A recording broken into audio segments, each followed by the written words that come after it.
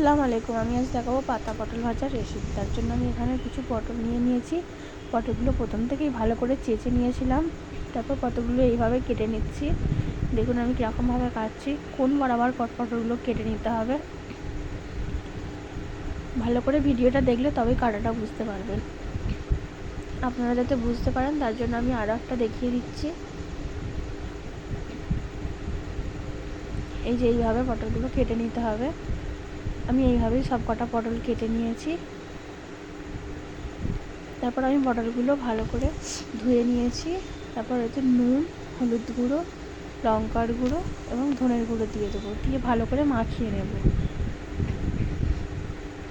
তারপর আমি কড়াইতে কিছু তেল গরম করতে দিয়েছি অল্প করে। তেলটা গরম হয়ে গেলে আমি পটলগুলো আস্তে আস্তে ওর মধ্যে দিয়ে দেবো। গ্যাসটা লো ফ্লেমে রাখতে হবে।